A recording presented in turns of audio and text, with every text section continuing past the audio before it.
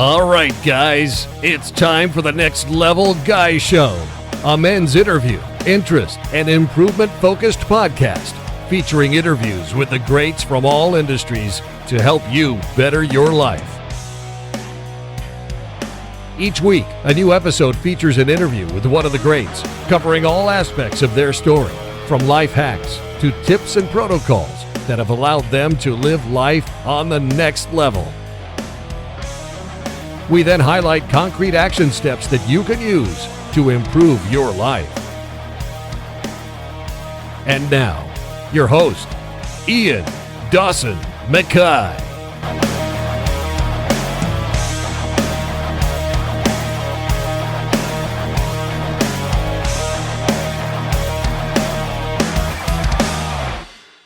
And today's guest is Trent Ward. Trent is the co-founder and CEO of FORME Life. Trent realised firsthand that a busy lifestyle makes it challenging to get to the gym, and so in the middle of a successful finance career, he shifted his focus to develop the most complete at-home fitness studio that he could conceive. After more than 4 years and teaming with virtuosos in every aspect of product and brand development, including renowned designer Yves Béhar and legendary personal trainer Harley Pasternak, the studio was released. Each day, FORME Life can deliver a personalised workout based on the user's preferences and current fitness journey. Aided by machine learning and AI, the full studio can suggest the correct resistance level for a given strength exercise and dynamically adjusts itself to suit the user's performance changes. FORME Life leverages its stereoscopic cameras and advanced technology in human-centric computer vision to provide accurate guidance on form and technique.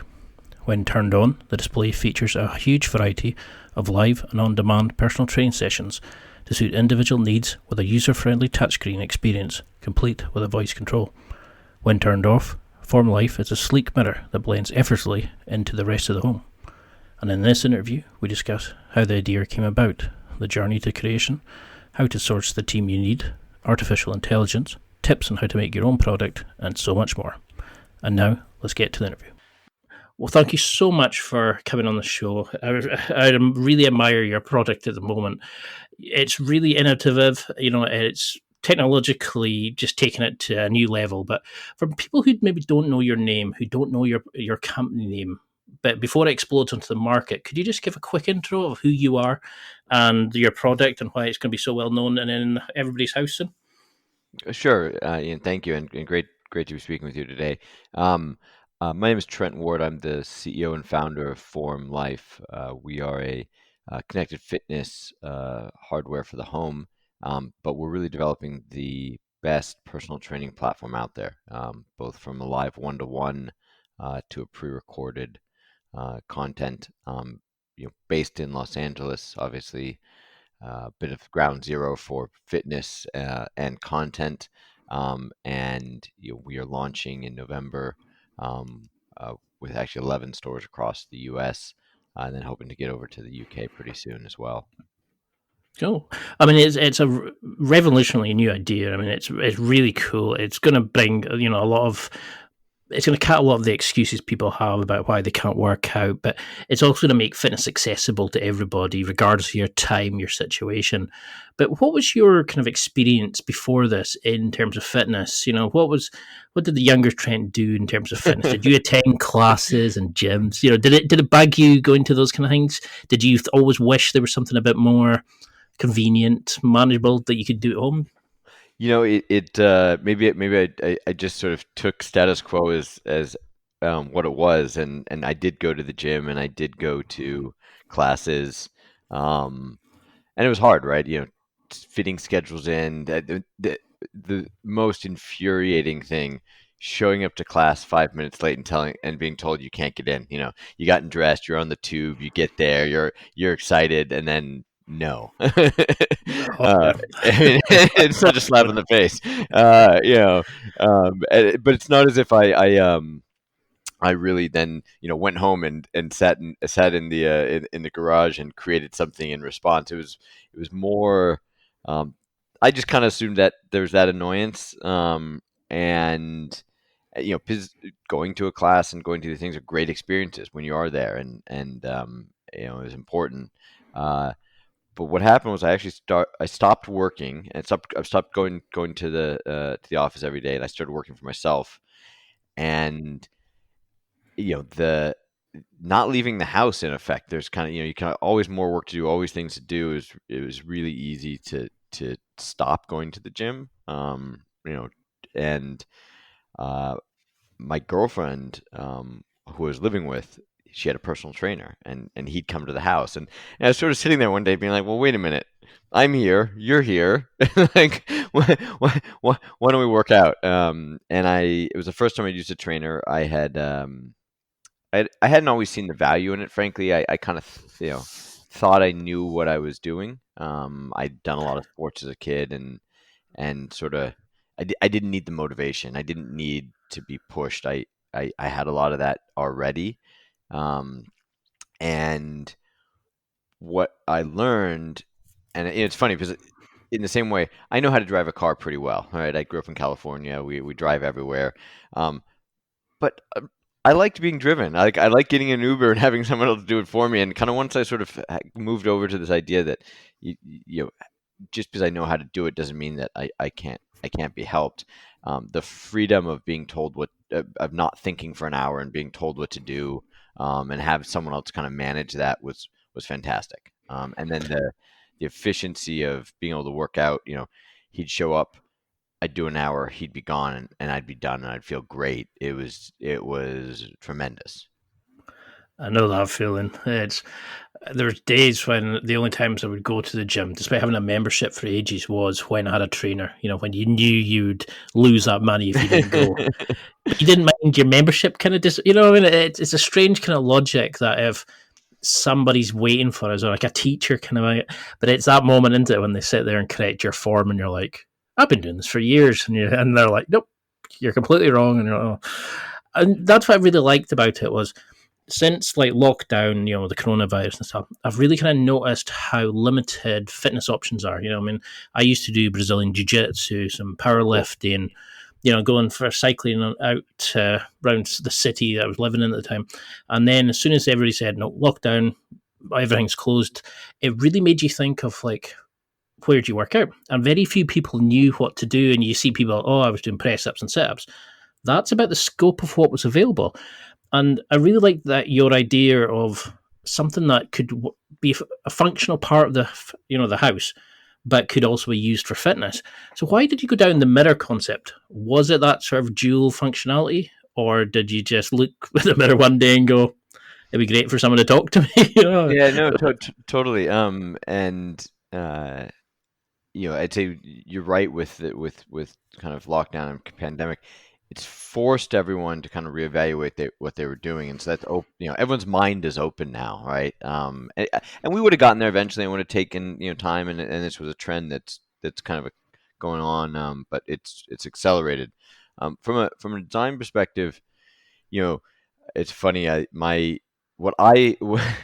Yeah, I'm not a designer. I did engineering in school and had worked in business, and I my crude drawings in the beginning was a sort of a box with two arms. And when I met my co-founder Yves, who Yves Béhar, he is a world famous industrial designer. He's up there with Johnny Ive from Apple. He's done a bunch of things, and he said, look, this is going into the home, and it's so cool. Like in his house, everything disappears. Like behind walls, you can't you can't see anything. He's very into not having clutter and to have things kind of disappear. And he said he works out, and he's like, well, when he's with his trainer, he looks in the mirror all the time, and he's like, it's important so that I make sure I'm doing things correctly.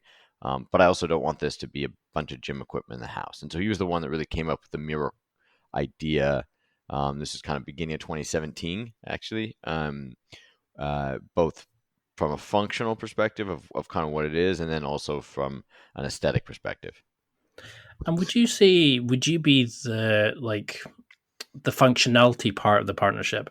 Because I'd seen everybody kind of talking about Yves as a world-class, designer and a standout creator and that. But what would you say your role initially was? Were you looking at the fitness aspect and how to take the sort of aesthetically beautiful mirror and turn it into a functional fitness platform and back and forth? Definitely. He and I have very complementary skills. It's funny. It's you know, he- when we're sitting there, you can tell we look at the world very differently. um, and it's a great partnership because of that. Because it's like he knows so much in areas that I just have no clue, and I'd say vice versa probably as well. And so we have very different perspectives, and frankly, we both have strong opinions, and it's good. And so we push off against each other, and so it's been fantastic, creating this thing with him, and then the rest of the team that we've brought on as well. So it's good. There's something. Look, everyone has different tastes, right? You can look at something and say it's pretty, and I can look at something and disagree. Um, he has a talent and a way of doing things that most people think is great, right? And that is making that choice. It's not personal preference; it's work, and he works hard at it, and he really thinks about the human in when he's designing things. So, when you were doing this, was this your first sort of foray into it? I mean, you had a business background before this, but I mean, what was your sort of history and experience in product experience? What did you learn from that initial kind of, do I do it or not? Like, how did you overcome that fear of actually having the idea but going for it? Because so many people like shit themselves when it comes to that point of actually Completely. taking action. What made you kind of go, no, this needs to be created, this needs to be brought into the world? It was it's funny when your mates tell you something, like, oh, I'm gonna do this or this, you're like, you don't know what the fuck you're doing. You can't do that, right? Like that's that's what friends are for, right? And It's a good thing to tell me. there's a little bit of cut the tall poppy in there and some other things, but so I was doing this on the side. I was kind of doing a few businesses, and this was like a something. I was living in London at the time, and I was doing all the work for Form in California, and I would sort of, it was sort of, it was incubating out there, and I wasn't talking much about it because I thought it was a little stupid, and I kind of thought I was just wasting my money, but I was trying to, lower the threshold, right? So it's like, okay, well, maybe I'll just make kind of a cool device for myself, right? Or this is kind of interesting, and so there, I'd say, I had kind of had the idea 2015, started spending some money and doing research in 2016, hired some engineers, um, and the first thing was I well, I guess Peloton had just started. They'd sort of launched in 2014. I sort of kind of saw the business model of subscription, and content, and thought that made sense. Um, and it was sort of the pieces were kind of coming together, and I was getting encouraged, and I thought there was something there. But it was really when I met Yves in August of 2016, um, and he heard me talk about my vision, and he's like, cool, I'm in. I want to be a part of this. I think it's really exciting. I've always wanted to do something in health. And this is a guy who, to be honest, I didn't know who he was until my friend introduced me to him, and I looked up his company's website, and I was like, wait, I know every one of those products practically. I was like, this guy is incredible. And I got lucky, right? It was one meeting, with the right person who believed in it, and I said, well, if that guy who sees everything, right? Everyone in Silicon Valley who's making a product goes to Eve and says, can you make this pretty, in effect? And I was like, okay, this guy has limited time and he wants to do this with me. There must be something here, right? He's he's been doing this for decades. He knows what he's doing, and so that was a real vote of confidence, frankly.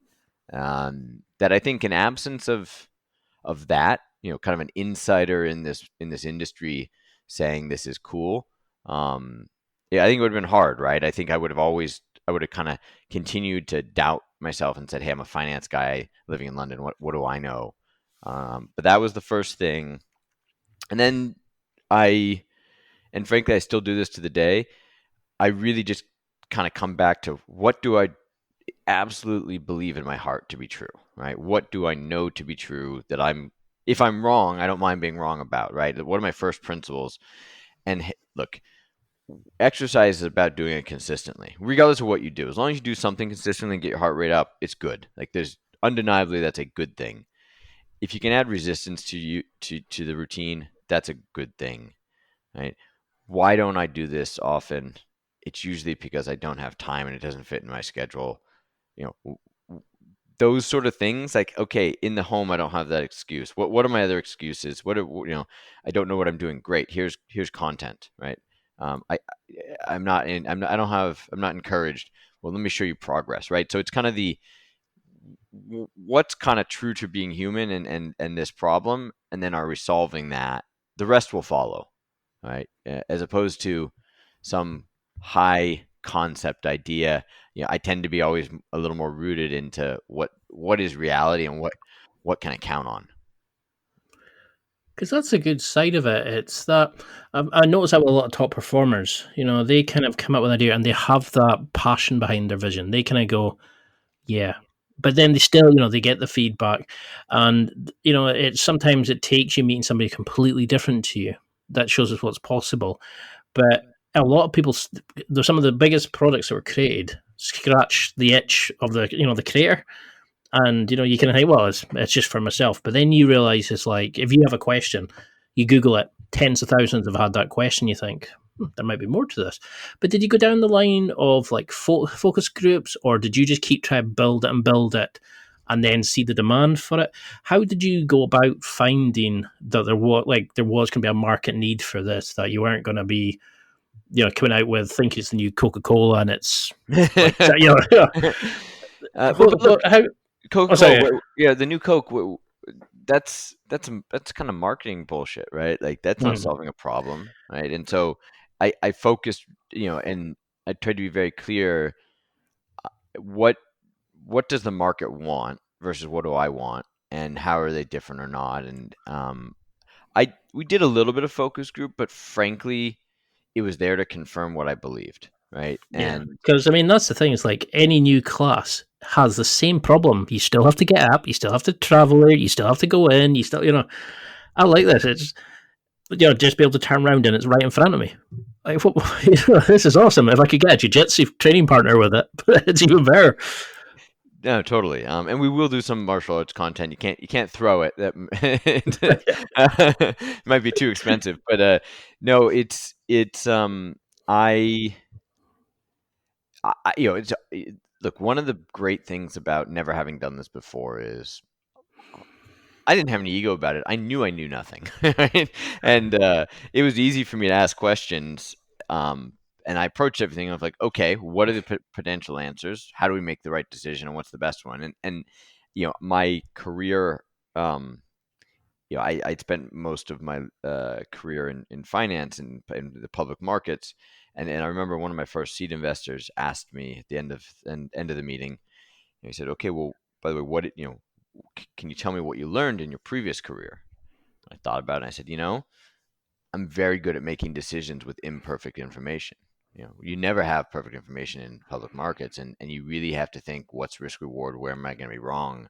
And so my repetitions, my practice has been about making decisions, and I'm very good at making decisions, and I'm very good about changing my mind when there's new information. And I don't, partly because making a product and all this stuff is largely new.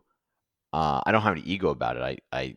I'm like, who's the best at this, and where can I find the best information? And that's really what I did in assembling the team that we have. Right? It's um, I think it's harder sometimes if you are great at something, and to separate what does the market want versus what do you want. And so it's a I guess the I I look at focus groups and kind of other people's opinions as, well, they're kind of taking information and they're not looking at it objectively, and they're having an opinion. I'm doing it from an objective perspective. This is what I've decided is I believe to be the right answer. Can I go out and prove that with information? And what I learned, kind of the people in our CTO who'd worked with Yves for a couple decades said, look, there's two ways to make products. You can do focus groups, you can do this, you can iterate and kind of end up with a product as a result of that, or you can be a visionary and do it this way. There's pluses and minuses to both. And I was like, I'm probably more the latter than the former. I will use information and data, but you know what? This is the right answer, and I'm fine being wrong, right? If this isn't true or this doesn't work, I know why it didn't, and that's the bet I'm making, right? And it's very clear which bet I'm making here, and that's why I go back to those first principles of, lifting weights is good, working out at home is efficient, being told what to do and having measurement. All of those things are they're not discretionary choices; they're more factual. I love that because that's something I've definitely noticed with a lot of the top performers I've interviewed, where they control the controllables. You work on your skills, a set area, and then you go and delegate it, like the design to somebody that knows it better. You'd find the team to build the project if you're not able in that area.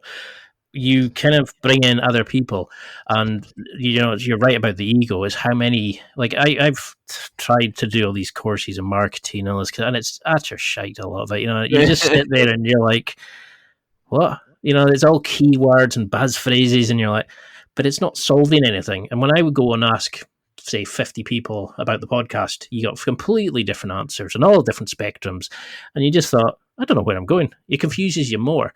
You almost get sort of paralysis by analysis, and I like that idea that you have, that I see a lot of these big guys and top performers have, where you just go, no, I know it's going to work. You have that passion in yourself, but you're not too arrogant to think that you have to design everything, that you have to run every single aspect of it, that you can delegate it to other people.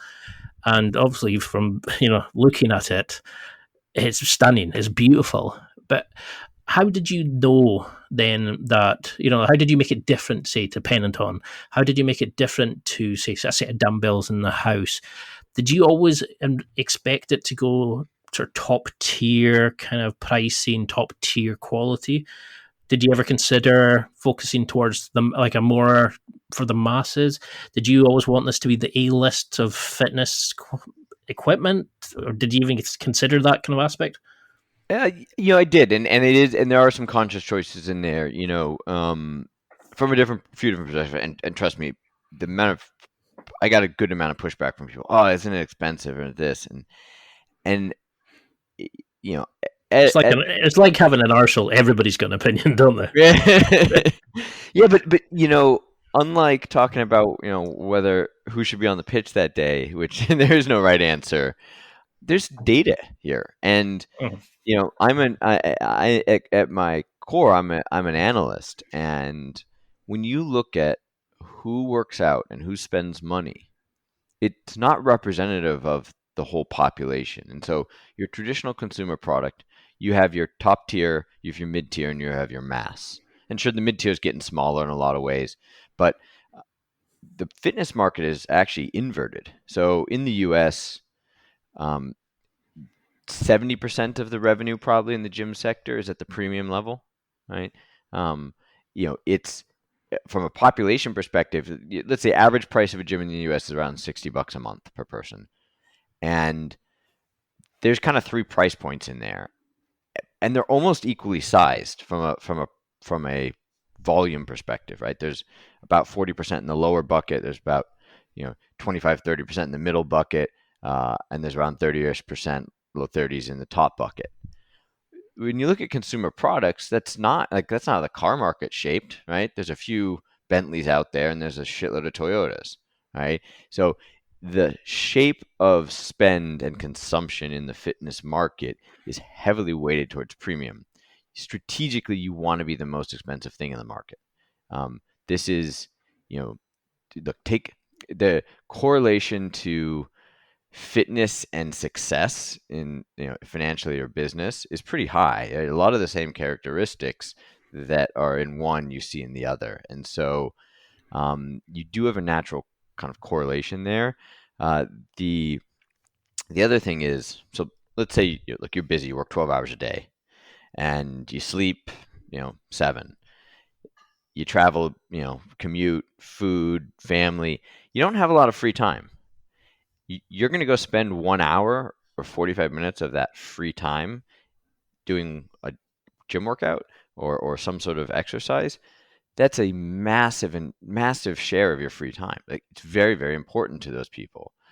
When you look at that and you go, I'm going to buy this thing that's 4K and this thing that's 3K, the price doesn't matter. The value you get, and that's one of the concepts that I think a lot of people don't spend enough time being precise about. Are we talking about price or are we talking about value? And fundamentally, this category and these people will buy the item that's the best if it's affordable. And so, look, I'll give a great example for you. The iPhone. It's the most expensive phone in the market, pretty much, right? I mean, sure, there's Samsung as well, but like in general, the iPhone is not the low-cost mass product, and yet it's sort of the standard or the default, and that's because it provides a lot of value. Now, most people don't pay $750 for it or £700 or whatever. It's financed on a monthly basis through your phone company or through Apple. And so affordability comes down partly to financing, but it's that consumers making the decision ultimately based on what value they get out of the product. And you must, I'm a believer in selling on value, not price. I think, I personally, I'm one of those people who I still have furniture that I bought in college that I've had for 20 years. I bought things. I had the IKEA stuff of course, but I also, I remember I bought with my first summer bonus from working some real furniture, right? Which was weird for a uni student, but I've grew up with my father, and you buy things of quality and you take care of them, right? And so I've always spent more money on things, but I also never replaced things because I bought the right ones and I took care of them. And my tastes don't change as well, but I that's kind of the mentality I grew up with. It's sort of, my father's business had a lot of similarities to that. So part of it's personal preference and how I was conditioned, and part of it's, I think, strategically, it's the right way to play this market. But look at Peloton. It's the default option, and yet it's the most expensive bike out there. Same thing with Apple, right? So all of these markets have these similar shapes. Because that definitely, while I was listening to that, I was like, the younger Ian would have gone for the, oh no, that's too expensive, let's go for a sort of the medium or the lower kind of quality. Whereas now, my mum would be always hacking at me, kind of going, no, buy for quality. Think about how much use you're going to get. You want one that's going to last and take care of it. And so now I do, like you say, go towards the top tier. And I've always been interested in how people view it and where they are in their life and their, like, their ability to make money and things like that, and their judgments on products based on, like you're saying, is it cost or is it the actual quality, or is it the convenience they're getting from a product?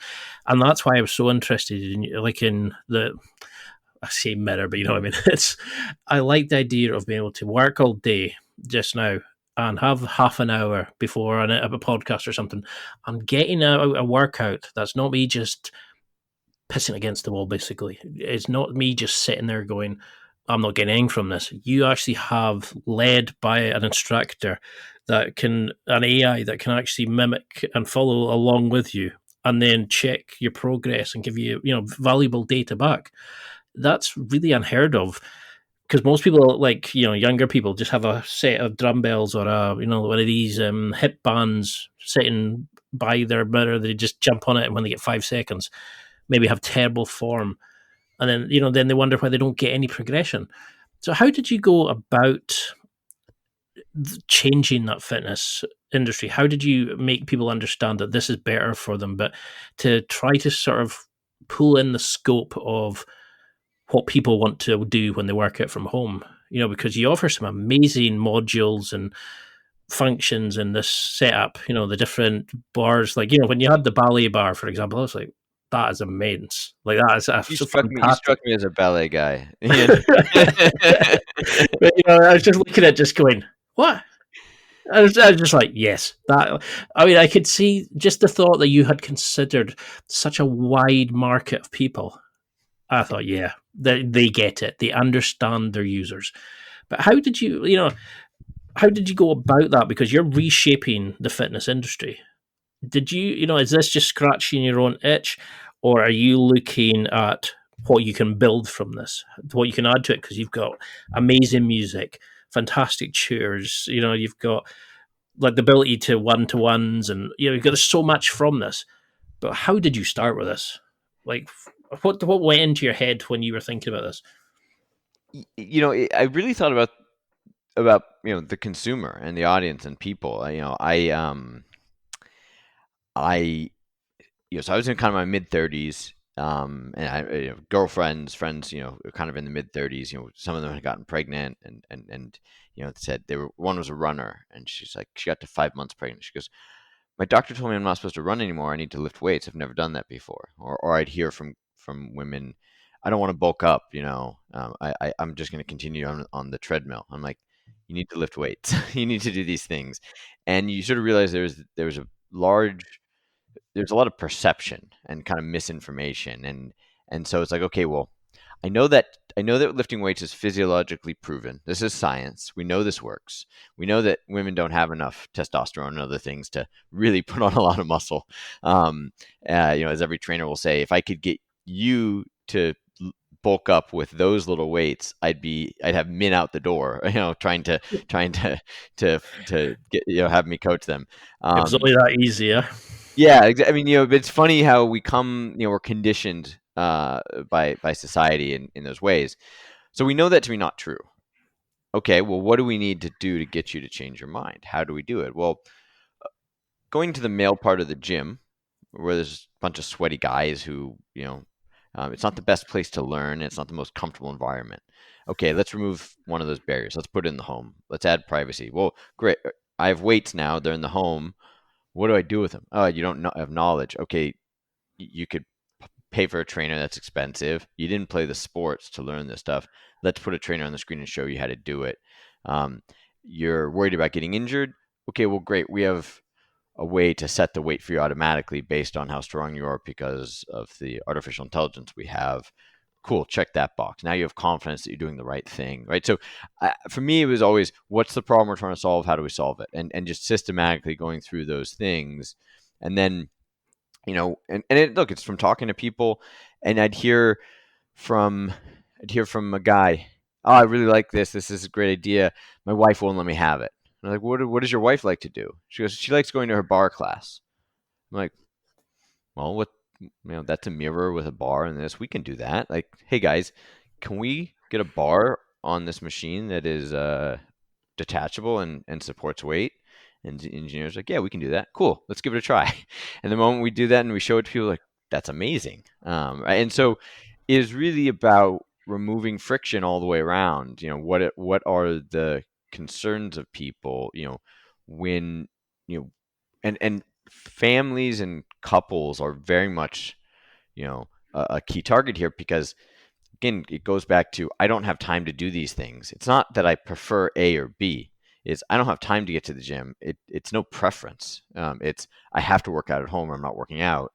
And that lack of time usually comes from getting married, having kids, having a commute, moving out of the city center, and not having services near you. But what that means is there's two people in the home at least.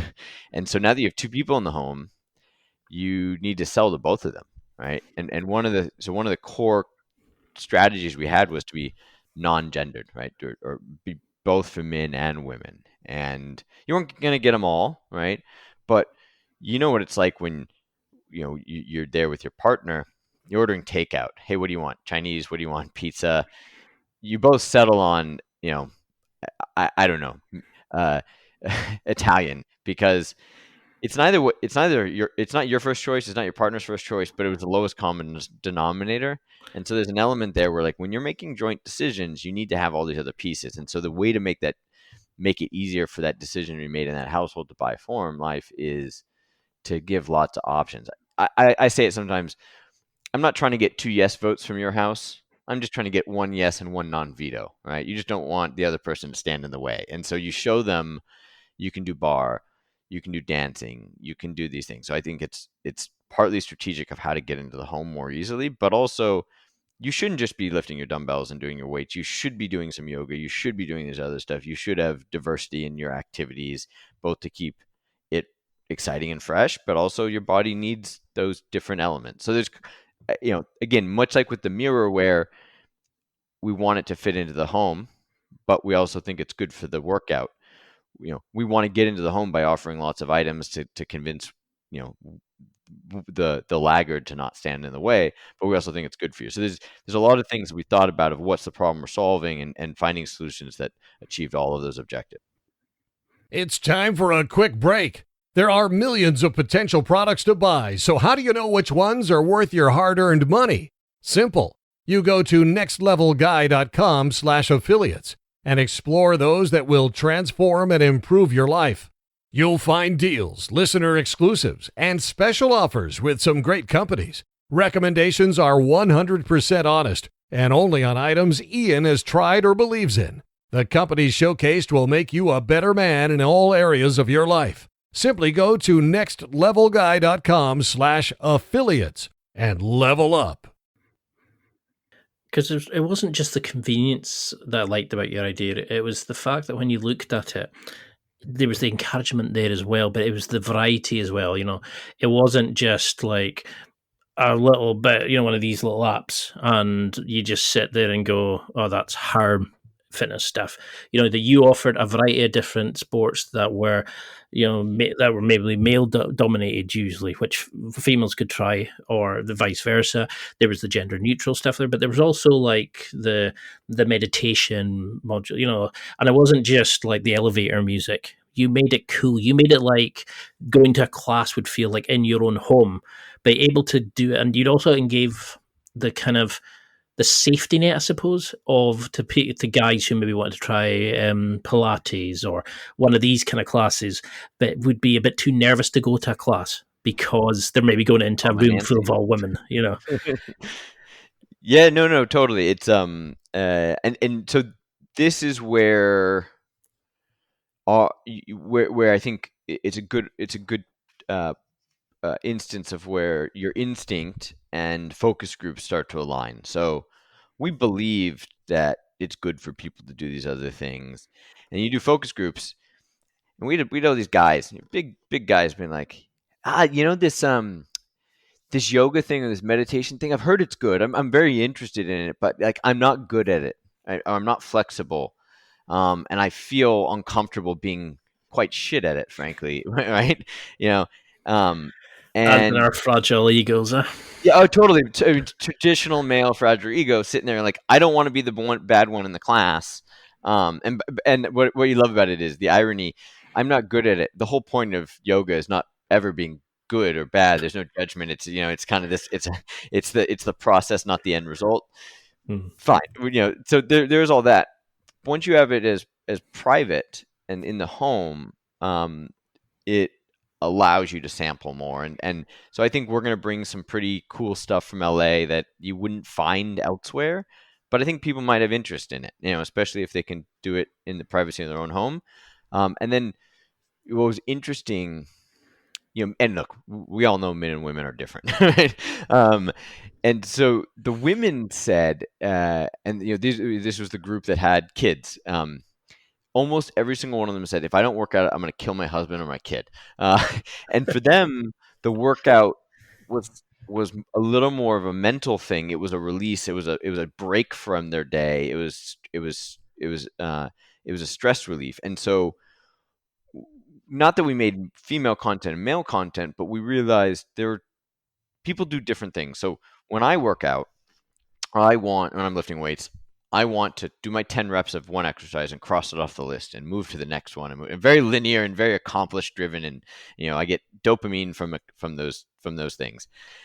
That's pretty male. The women in the office, were like, it's okay. It's a little boring, but they loved the content that we made that was more time. They're like, we don't care how many reps we do. We just want to be told, okay, 10 seconds left, and we'll push ourselves. And for them, it was this time-driven type of content where they escaped their day, and it was less about the accomplishment. It was more about effectively the process and going through it, and et cetera. So people have different reasons for exercise, and you need to have a product that has different metrics for that, because the person's going to be engaged one way or the other. So insights like that, where you took it from some folk groups and kind of understood, and then built it into how we made a product. Because it's a really good way of doing it, because how many people buy a bike? Oh, I'm going to cycle every night, but it soon gets boring. Or, I'm going to get some dumbbells or a weight bench from home, but you don't always fancy that. Some days you want to go intense. Other days you want to just have a gentle cycle. Other days you want to have that, like you're saying, that kind of moment of just chilling out and relaxing. And that's a big plus for your product, is you've got that kind of scope that it adheres to what like your partner might want to do, what you might to do, or what you might want to do together. But you also have that thing of encouraging them to try other things and to develop themselves as much as like just to get fit. What about the community aspect? Are you thinking of keeping it just of you can speak to the other, like the other mirror, shall we say, or are you looking to have like team community aspects to it, and like leaderboards and all that kind of stuff, or you try to keep away from that kind of idea? It's a good question. And I think it's become clear to everyone that community is incredibly powerful, and the social dynamics of competition and group participation is really, really powerful for engagement. I'm pretty firm that just because those things are good and they exist doesn't mean that they're key for us, Mm-hmm. right? I approach it a little more of, I know that's a good thing. What's authentic of how we involve that, and let's just not try to pigeon or to shoehorn it in here. And I see that with other products where they try to give you the feeling that you're a part of something, and it comes across like they shouldn't have done anything, frankly, because it comes across so poorly. We are, I think we're very focused on this as personal training, and in the U.S., 55% of people work out by themselves. Now, working out with a group is great as well. There's powerful drivers. How do you marry them? So we have leaderboards and some aspect of that. But actually, if you think about competition, the higher concept is actually quantification. And so quantification for me is, I'm driving down the highway, no one's around me, and I think I'm going the speed limit. The moment I look at the speedometer, it's quantified, I will change my behavior. I will go faster, or I'll go more slowly. And so without that information, I don't know, right? And so it's the same thing. If you're on a bike, if you think you could be going at 10, and you think you're at 10, you can go at 10, but you're actually going at 8. Unless you're measured and shown that, you won't change your behavior. So you don't need to be pushed. You just need the information. You have it in you already, right? And likewise, you may be going out too hard, and you need to be told, hey, back it down. So I think information is really important. And there's a lot of stuff in Silicon Valley where they say if you can't measure it, you can't optimize it, or you can't fix it. So part of it's that. Competition is someone drives past you on the highway and you try to catch up with them. Right? It's there. It's just a different element. And there are a lot of people that aren't into competition, to be fair. And there are people that are. So I think it's making the experience adaptable for each type of person. Sorry, you're going to say, Ian? Oh, sorry, I was going to say, it's just because when you were saying that, I was listening going, that's very true, because I don't know if you've ever played FIFA, the football game. And when they did the online thing, I thought, oh, this is brilliant. I'm going to play this the whole time. I think I played it like 3 times. I just like playing against like a teammate, or I like playing it by myself against the computer. I didn't, just as like you said, just because it's possible doesn't mean it's good. It's good. Yeah, correct. And I think it's important to stay disciplined. Otherwise, you end up with a product that kind of is nothing to all people, right? Yeah. And so think about like personal training and group fitness are sort of different. You wake up this morning and you're like, I feel like doing X, and you go and you do it, right? And if you have a Peloton, you get on the bike and you make a decision, then you're gonna ride, and you do a selection of I want this trainer, that trainer, this time. Personal training is different, right? Like I know I have four things I'm going to do this week. That's my commitment. I'm going to do four sessions a week, right? By the way, it's not happening. But in my ideal world, I definitely am not either. no. But I have a goal, right? And this is when I had my trainer, right? Because we'd schedule appointments. We'd have 3 sessions a week, and we knew what we were doing. And I didn't care what I did each day. He showed up and he made the decisions, but I knew I had that appointment, and that natural context is different than, hey, let's all get together and push each other to do this thing. I mean, one of the, and I know Peloton kind of the people talk a lot about, hey, I got a shout out or there's this, and that's good for some people, but frankly, 90% of people time shift those classes, right? It's really about on demand. And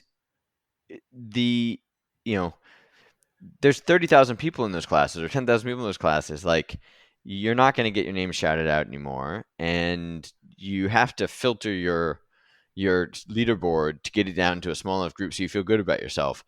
Now, some people still really like that, and you can compete with friends, and that's great. I personally, I'm not trying to compete with other people. I'm making progress about what I want. It's my goals, what I'm trying to do, and I'm measuring against my own items. So it's competing against myself. And what you find is also once you get married and have kids, like, and you're a little older, you're not going to the gym to meet someone. You're you're just trying to fit it in, and your social life is largely taken up by your family. And you have different objectives. So I don't think it's one's good and one's bad. I think there's just different types, and by the way, there's room for both. I work out during the week. I just try to get my sessions in, and on the weekend, my wife and I will go to an activity together. Right? Again, it's for a different reason. So I think any exercise is great, and there's different drivers for different people.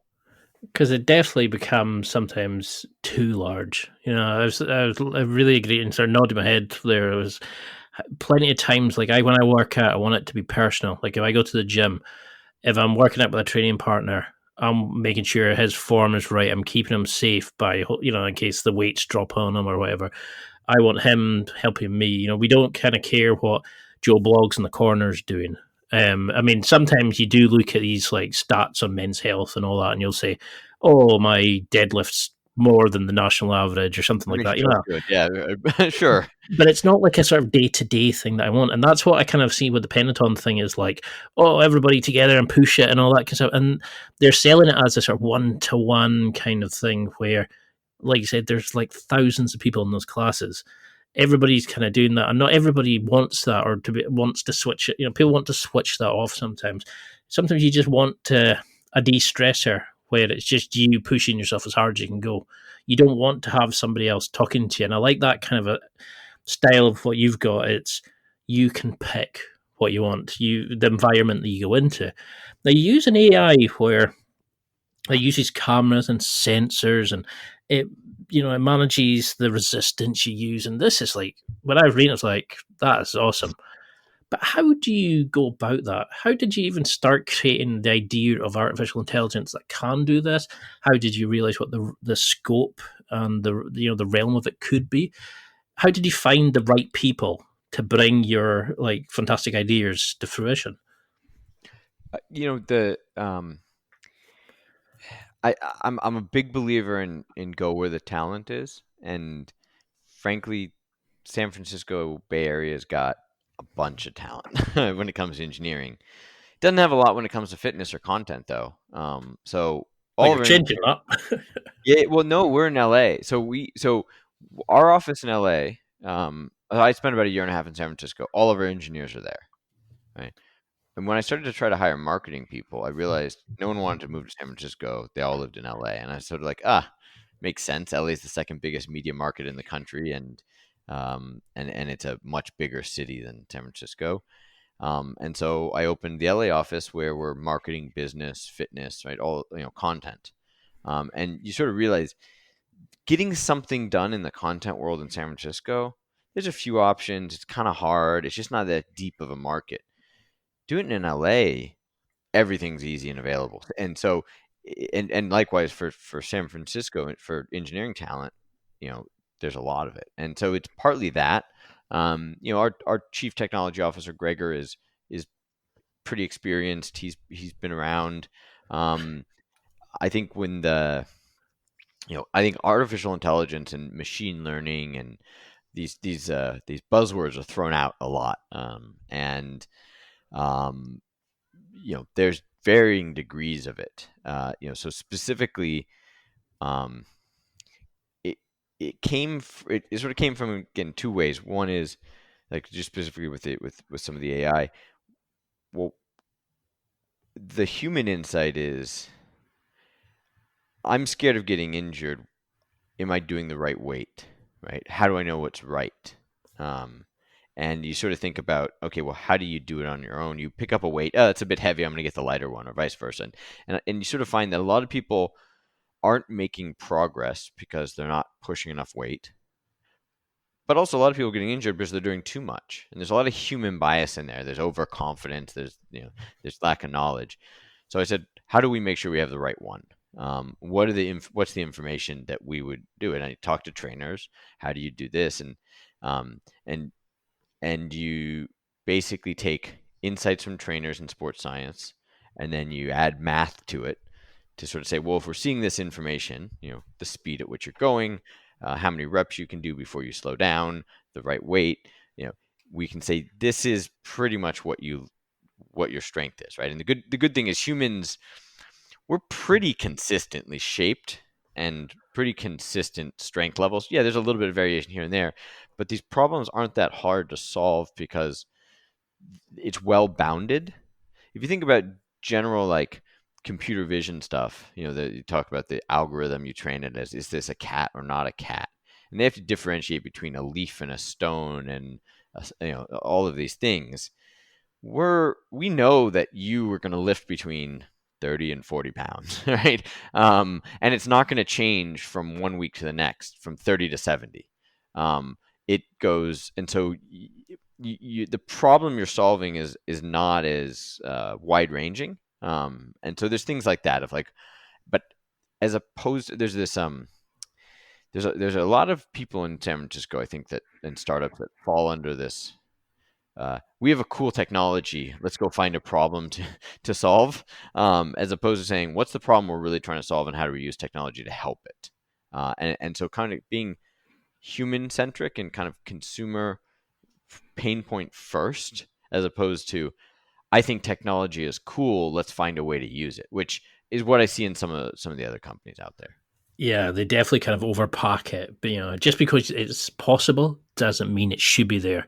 It's like that old saying, just because it's in your size doesn't mean you should wear it, So True.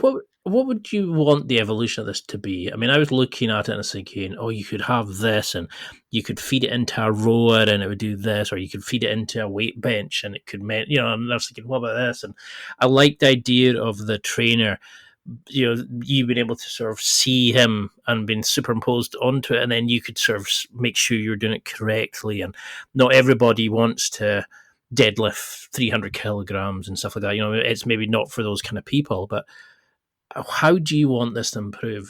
Did you think about using things like Chromecast where you can put a movie onto the mirror as you're working out? Did you want to think about social media, or did you want to keep this, like you were saying earlier, cleaner, more personal, more focused, and kind of you only have half an hour, that's your half hour to work out, cut all the the excess noise out and let the person work out safely and efficiently? It's a little bit of both. It's probably a little more of the latter. we, but again, I usually start with questions. So, what do I want to see on the screen? Okay, well, if I need guidance on the form and I want pacing and I kind of want this encouragement, well, I want to see the trainer on there doing these things. Cool. We're going to make that product for that person. Well, but what if I don't want to see those things and I don't need them?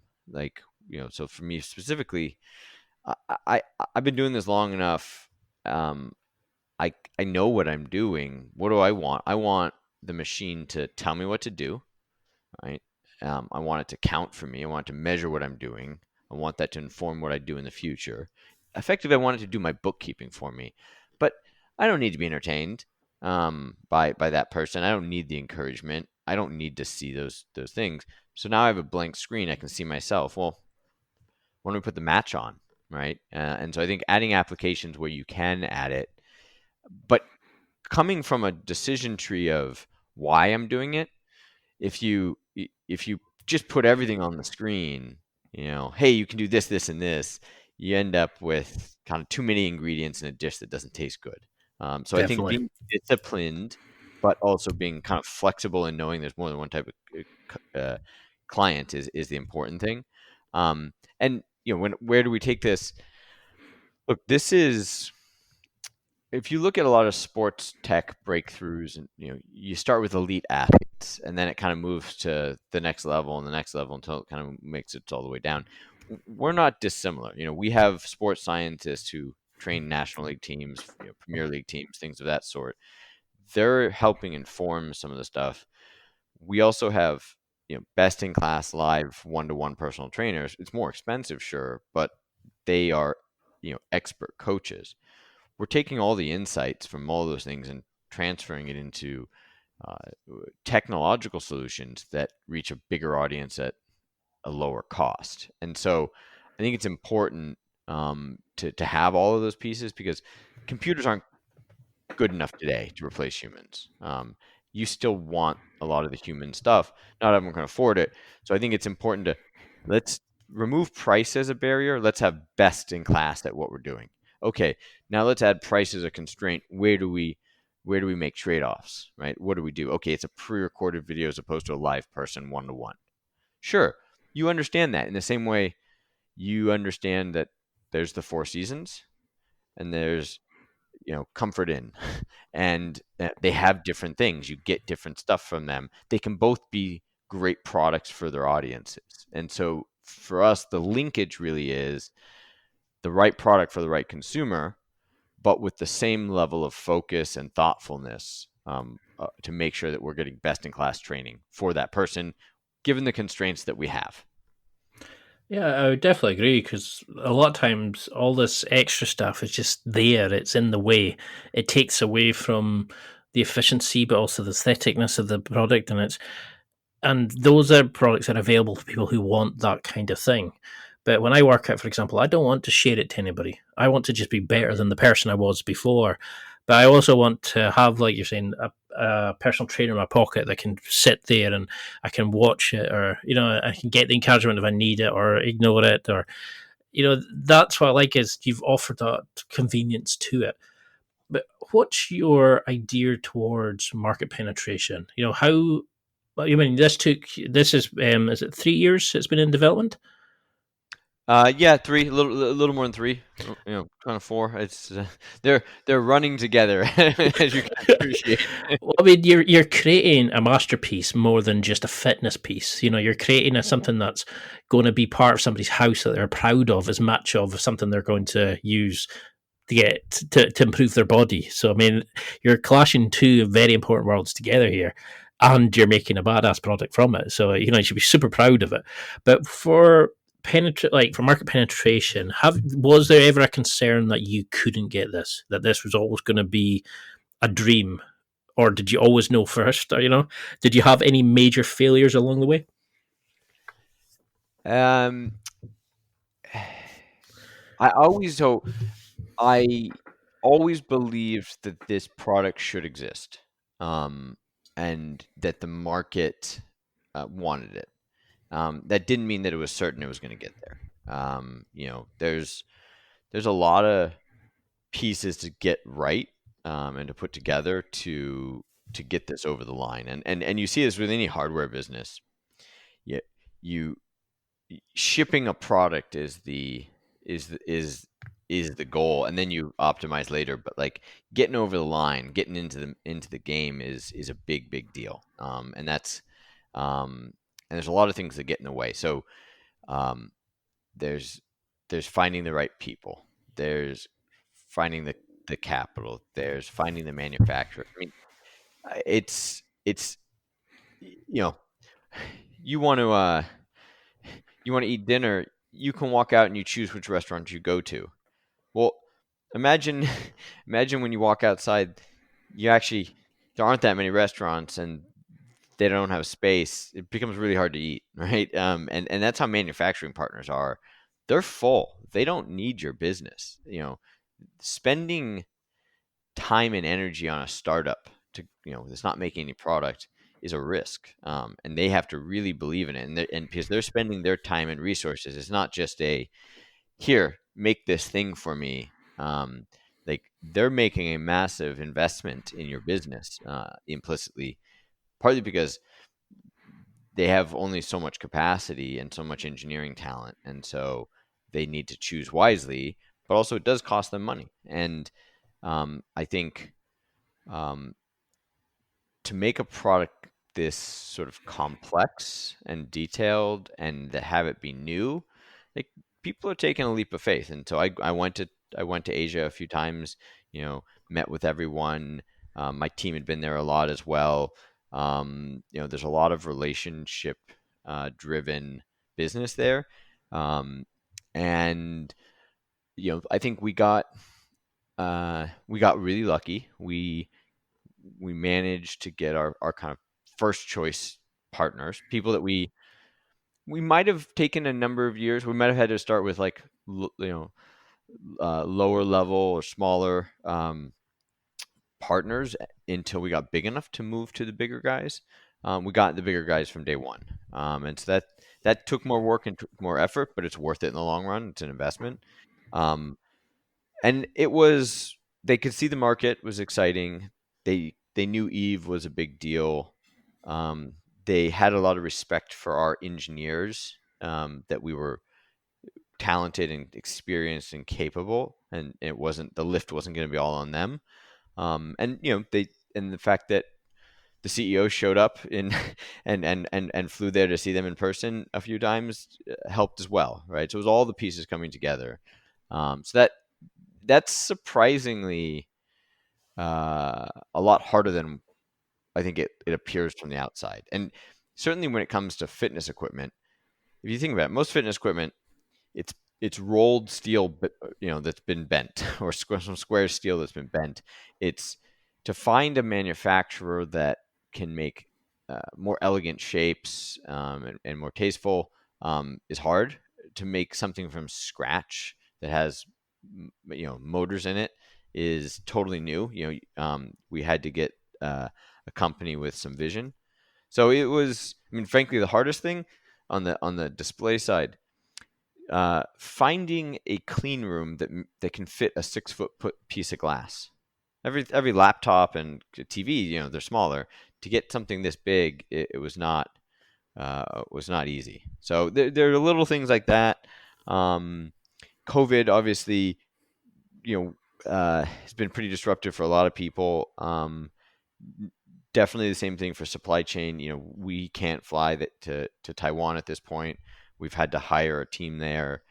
We are mailing hardware among our offices and people as they're sort of spread out now. So things are going a little more slowly. Obviously opening up a number of new markets for us as a result of it, and kind of more interest and demand in the at-home space. But, challenges as well. This is definitely this is why I love speaking to people like you who've got the passion, you've got the belief in yourself and the product, and you're not just kind of, oh, well, somebody will buy it. I can see the work you've created into this, and that you're going in. Well, there's a problem, right? How do we deal with it? How do we fix it? What does the customer want? Oh, we can't do that. Let's try this, and it's the quality of it that you're putting in. You're not just paying for the convenience, but you're also paying for the level of care and affection you're showing to the customer as much as you're paying for the quality of the workout. But what then, after this amount of time, with COVID, etc., with the amount that you've put into this, emotionally, physically, financially, what is your definition of success from it? Where, is it just a case of getting it to market and seeing it in people's homes? I mean, I take it you've also got a financial target you would like to hit, but how do you set that when you look at how much you've put into this, all the love and the money and the resources?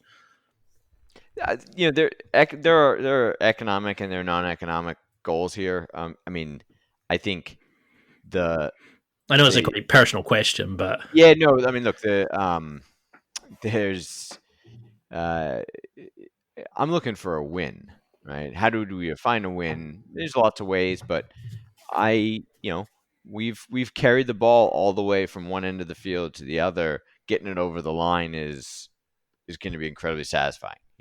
In the same way, you could score a try and still lose the match. It still felt good to do that. So I think that there's a massive accomplishment of getting a product out into market that's commercially acceptable. Um, I'm pretty convinced once we're there, there's it's kind of hard to see us not winning. Frankly, I, I spend most of my time asking myself, how is this not going to work? Right? I don't think you're going to have a problem. I, you know, I haven't found the answer yet, really, but I focus more on the downside. The upside takes care of itself, right? It's don't look at the end zone. Don't look at at that. Think about, I already did that work. I know what success looks like. So now I'm only focused on what's going to keep me from that, and that's where I spend most of my time thinking what can go wrong. And I'm not paranoid at all. It's just let's not get tripped up by anything. Let's anticipate what could happen. Let's try to mitigate it before it happens. Because I do think the path of least resistance, or the default path now, I believe to be a very successful one. And so I'm just focused on what's going to keep us not on that path. And I think it's a good discipline. I think it's really important to always look at things from different perspectives. And um, there's hey, let's look at the upside. How great is this going to be? And then, hey, let's look at the downside and what's that look like? And then how do those things meet? And are there any inconsistencies there that we need to uncover? And what would you say this has taught you as a person? I mean, what has it taught you about relationship building, collaborations, creating something? Because a lot of people have their idea that dies within them. They think, oh yeah, it would be great, but no. And then in their head, they're coming up with all their excuses. You've created something that you knew would be good, that is beautiful to look at, has a breathtaking kind of construct to it, that I know it's going to be super successful.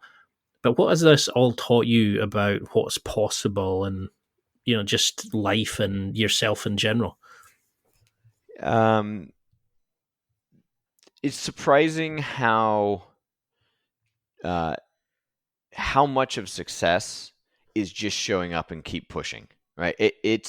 And I see it because there's so many things on my plate that if I don't do them, they don't get done, and it has a lot of ripple effects. But I also realize by me doing them and me pushing ahead and just pushing and pushing and pushing is actually what kind of creates that. It's sort of this.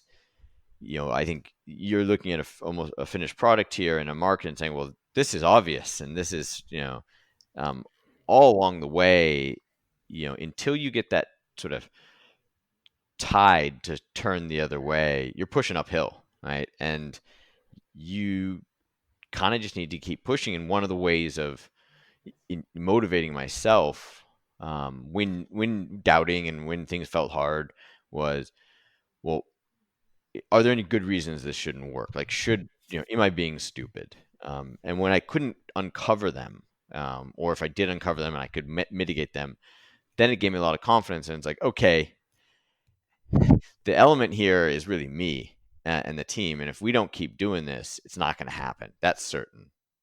And we don't think there's anything that stands in the way that if we do push, that will keep us from success.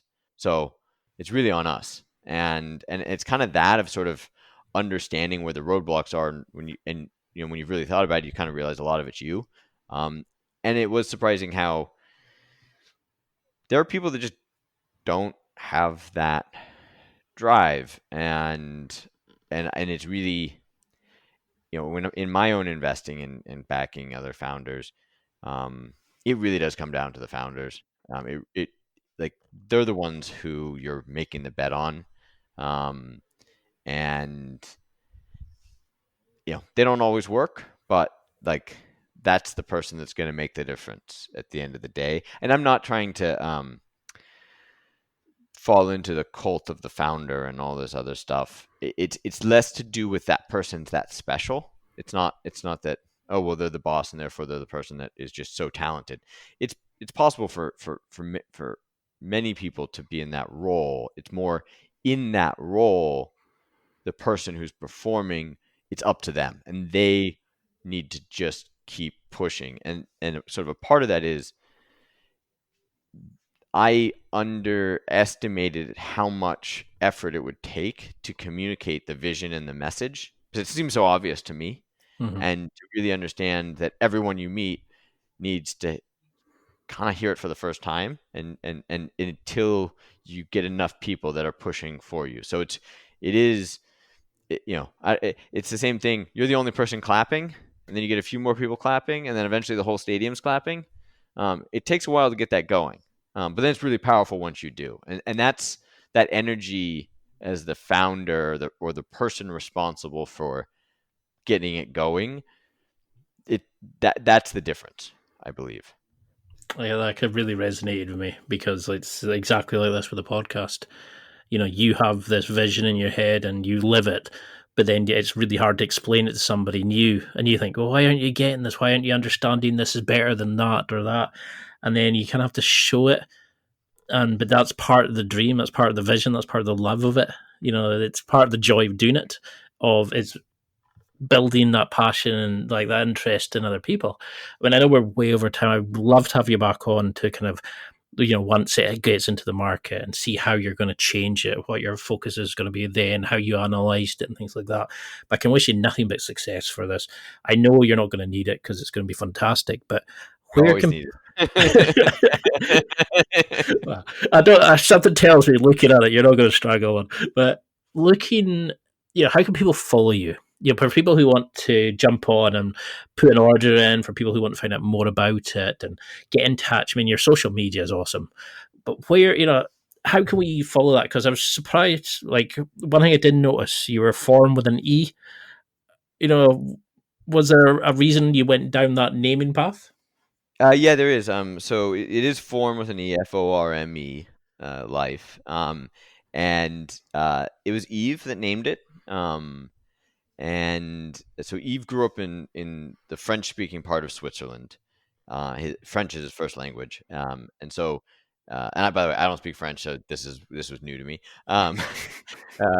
Form is it means two things. So in English, it would be technique, how you do something, and physique, how you look at doing something, right? And so being, if they're on good form tonight, right? Hey, you had good chat, you're all this sort of stuff, that it's both that as well as you're looking good, right? Or you're in fine form, right? So it's a word that's used in many different ways. I think there's also, so from a trademark perspective, you can't trademark FORM. You need the E. And B, it had a couple different meanings as well from how he saw it. Names, logos, there's always going to be someone that likes it. There's always going to be someone that hates it. It's not easy. It's when you're sitting there trying to name, what it is. It's a very hard thing. You get there eventually. there are a lot of things I like about it. We spent a lot of time on going through the logo and what does this mean and how did this. It's A lot it's, of and it's actually noise. it's hard not to, but the reality is you're gonna get there eventually, right? Things that seemed unfamiliar at the time eventually become familiar. So I also, I think one of the barriers for people to lifting weights and doing this exercise is, are they doing it right, or do they have good form? And so we kind of a little bit want to remind you that with us you're going to do it better, right? You're going to have good form. I like that. It's not even if you're going to do it right, you're going to do it better. And you're making fitness better, and that's something that's hard to do. You're taking it away from these like the bad quality gyms and stuff like that, and you're giving people the luxury of it in their own homes, and that's something that's never been done well or good. But where can people find you then? How do we get more information and just see like how what you're going to do next and future projects and evolutions of the current mirror? Totally. So, Instagram is a big channel for us. So, and our handle is This Is Form Life. One of the reasons Instagram is so great is the visuals, and we have such a visually compelling product. And we're about to start releasing our trainers. We're going to start releasing opening stores and showing you that. So that's a great place.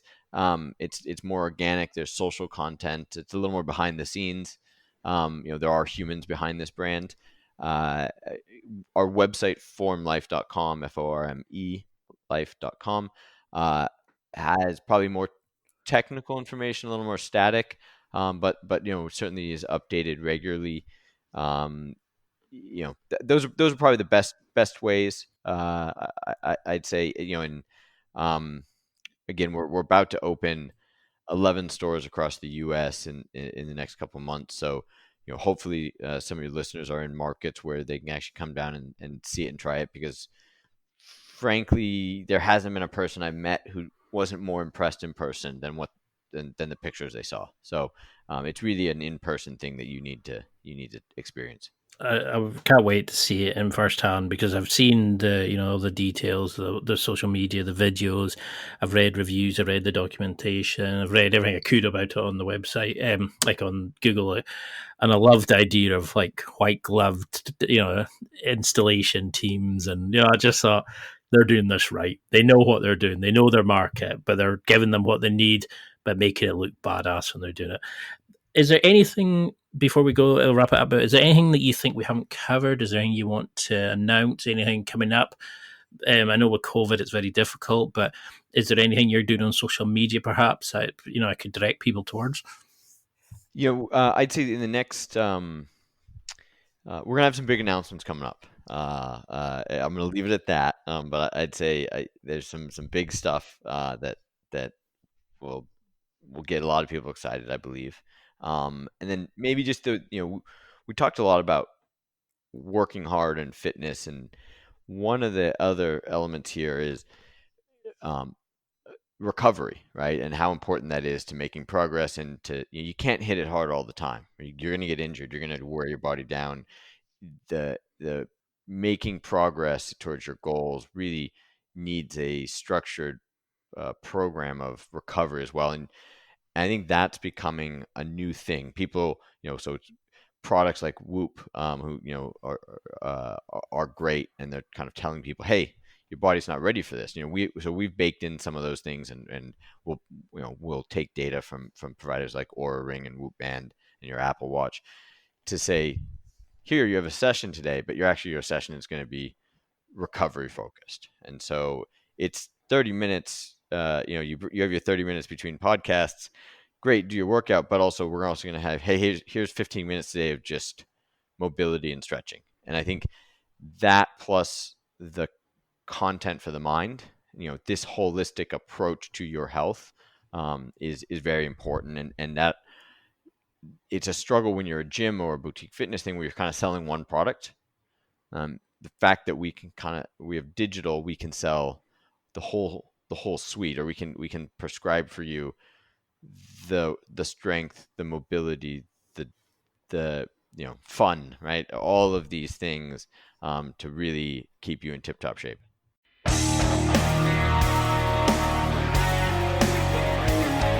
Well, that's it for another week, and thank you for listening. It's now time to take what you've learned and use it to develop and enhance your life with the key points mentioned.